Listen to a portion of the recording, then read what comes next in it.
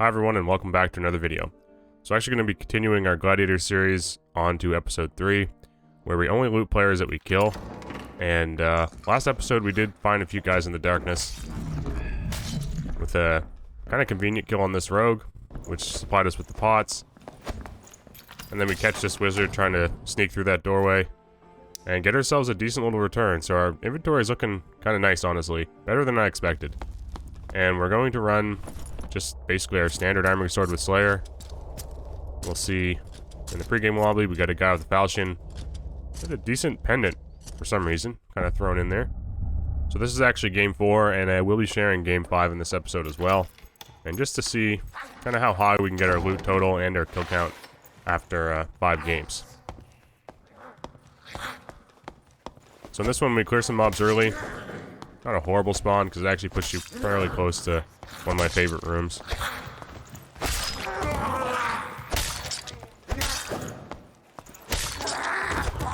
Having an arming sword clear these mobs is super nice. We're going to skip through here, clear out some of these spiders, and then get to our kind of room we want to be in.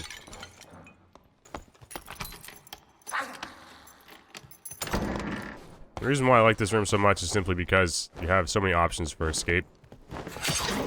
The wall spikes are a bit of a challenge, I guess. I always thought you could just crouch underneath that one, but I guess you actually have to distance yourself from it on the edge.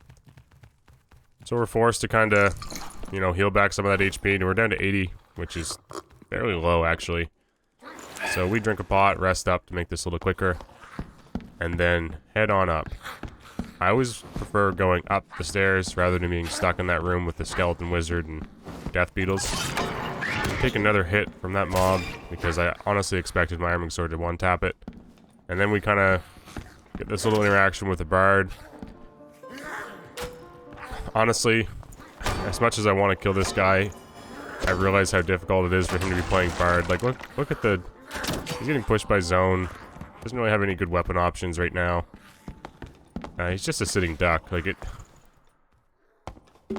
I'm just gonna leave him be and hope that he doesn't give up on playing bard. And maybe, honestly, you can use him as a distraction for maybe a player that's just really greedy going in there. Maybe they'll focus on him. Give us a chance to find ourselves a kill. Don't really agree with teaming up in Goblin Caves and fighting players together. But this is a little different. I'm just going to let him do his thing. And we see pretty quickly he actually runs into some trouble with a rogue. And we may have a chance here to sneak in a kill. There's just so many mobs. We retreat to see if he's going to actually push around this outside line or wall. And I think he's just basically focused on killing that bard. So I don't think I'm going to sneak back into that room with a hidden rogue waiting for me. He could be behind that door doing the same thing I'm doing. Then we run into an archer, or a ranger, who's also out to kill us. Hearing his bow draw, we're basically forced to try to find a way out of here. Luckily that smoke actually blocks our route, so we get a little bit of a free chance to escape. We hear him putting down a trap, which means I don't think he's really interested in pushing us. We're just going to make our way away from that scenario. As much as I want to kill a ranger right now to get a bow for weapon mastery, he pushes, oddly enough, to kind of drag us out. And there's the classic ranger jumping over his trap and hiding behind the next door. He actually took the exit, so he's straight up out of here. We hear more footsteps, which could be a good opportunity. And we get this barbarian in a really vulnerable position. He has no clue we're up here. Like I said earlier, I really dislike jumping down to the lower levels. It always leaves you with just more of a struggle. So I'm debating with myself whether I want to actually just jump down there and get, like, felling axed. And we're hoping he takes a little bit of damage here. He still doesn't see us, which is surprising. We see him looting, and I think to myself, I have, like, nothing. I have to gain something here. And this round's quickly ending, and we time our jump. Probably the worst assassination attempt I've ever seen. However, it works. We end up smashing the guy in the face, and it does work for us, so we get a bunch of loot. And I spend basically like the last minute or two just trying to sort all this crap. Fortunately for us, he does have some blue boots, which is kind of cool. However, when you're playing and doing a challenge like this, it becomes so much more stressful because you're basically trying to min-max every time you leave, right? Not going to lie, it can get a little frustrating trying to squeeze every pair of basic common boots into your inventory. Every little pot, anything I can find. So we almost go to the portal and I realize, why didn't I take his rapiers? So we go back and we grab 2 green rapiers, which will be kind of a fun little couple runs if we end up having to use those. And that's game 1. So another clean escape. We had a kill to our total. We survive. And escape with a bunch more gold. So another success. Now jumping into game number 2 of this episode. We get a lobby full of guys who are pretty confident, I would say. Yep. Friendly chat over here. Fighter. Yeah, everybody, we're all friends here. I do my best to antagonize them a little bit. Apparently that guy. I'm not gonna kill anyone. This fucking guy. Hey, naked Hey, fighter, I'm motherfucker, tapping no, you we in the coming head. for you. Hey, I'm sorry. Dead. I'll just do a little slice. A little slice. What, bro? I'm gonna tap you in the head. Oh yeah, you will. I That hope I felling don't axe. find you when we get down in that dungeon. Everybody else Yeah, is it's gonna safe nail you beside upside the you. fucking forehead, bitch. Dude, you literally can one-shot everyone in this lobby. I'm straight, I'm going to. One shot you. Yeah, that guy seems pretty confident in his axe-wielding abilities, so I'll be keeping an eye on the kill feed to see if he actually pulls off any kills. And, you know, honestly, we could easily run into that guy, which means it's a pretty challenging fight versus some decent, I wouldn't say amazing, barbarian gear. All they need is decent gear, and that felling axe will still destroy you. So we get the noisiest spawn in the world, which is the mummy spawn. And then you can't really back up because you have archers and goblins on the little incline behind you. And then you get a wizard and an actual player wizard as well. So we're gonna chill here. I'm really hoping this wizard kind of pushes these mobs and decides to get a little bit closer to us. I actually don't mind fighting a wizard at all as a fighter class. With sprint, you have so much mobility, you can close them down quite quickly. Truthfully, I think wizards have a really tough time in Goblin Caves early. Like, wizards just have a real struggle on their hands dealing with a lot of mobs and stuff. Even just killing spiders is like a struggle. Like, what do? You like swing your staff at them or like throw a few fireballs? So we actually noticed that this is a fighter class now or something fighting this archer, so I'm a little nervous that there might be some guys teaming up or just chilling together, which would be a wizard and a fighter is almost impossible for us to deal with. We end up heading into this room, which means we have to fight this death beetle. I'm really curious to see if those guys are going to extend into these rooms close to me. Death beetles are always fun. They actually drop decent loot. Just not something I can really take advantage of. So here I'm going to show you guys what happens to your brain after playing Goblin Caves and then playing Crypts on another character constantly in between matches. I end up sprinting through this room and break the rules as I see this shiny little potion, a green one even, and I grab it. So, yeah. We take some death beetle damage and I instantly use this potion. It doesn't end up affecting anything too much. However, that is a rule break.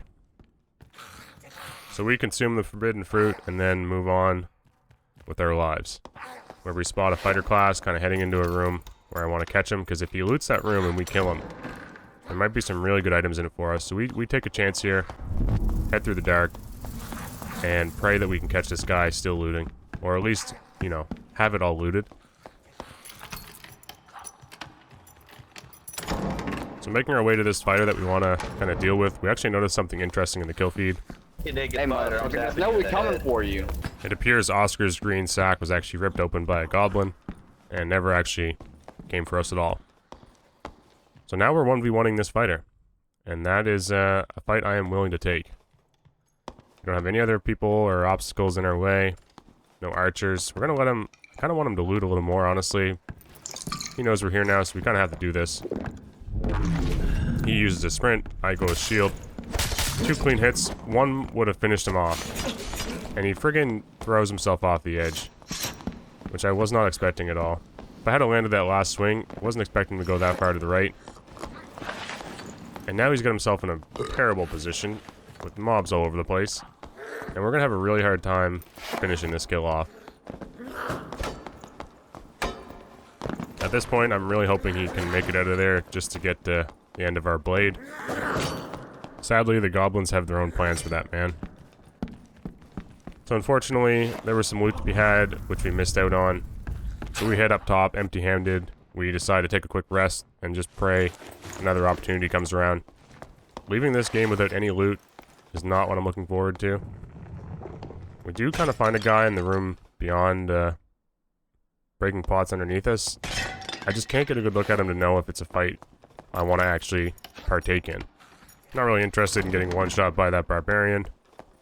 So we kind of just waited out again, and now things are getting a little desperate.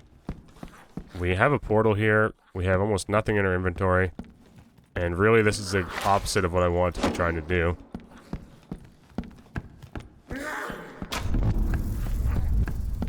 That archer on that pedestal or that platform is always a problem. He will round himself down into this area all the time as well. We end up opening that portal up just basically for a failsafe, and I honestly don't think there's anyone left in this lobby. We're just praying that someone else is kind of stuck around long enough with some loot. We end up hearing footsteps right behind us, and then the door smashes underneath us, so we have a barbarian close by, and we do need to deal with this archer. Dealing with the archer, we see the barbarian rounding around the edge of the darkness, so this could be a fight worth taking. We're gonna push this guy. We have an escape portal. We just can't let him jump off the top into it.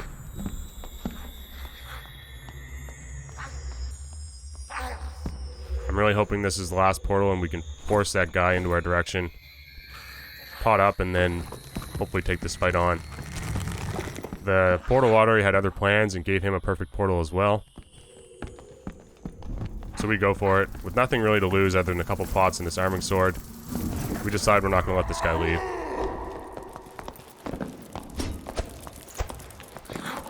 Spiders end up harassing him, which is exactly what we like to see. Stuck outside his zone. He's desperate. We open the portal and body block him. And get the kill, but time is like, there's like no time left. The zone is going to do that thing where it literally kills you instantly soon. So we loot like a madman and jump out of there. Thankfully, we got some pretty decent stuff. So we got over 200 gold there.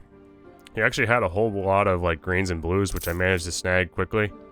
And if I had a little bit more time, I could have got a full inventory, probably 300 gold or more from that fight. So we're pretty happy with that one. Our loot stash is going up, and I still haven't died. So we're on going on to game 6 in the next episode. With you know, we're gonna buy a couple of these because we're starting to advance in the world. And next episode is definitely an interesting one, where we basically use the expression, if you can't beat them, join them, to decide our weapons, where I turn the fighter into a barbarian for a little bit. So thank you guys all for watching. I wish you the best of luck on anything you're up to, and I will see you next time in the dungeon, hopefully soon.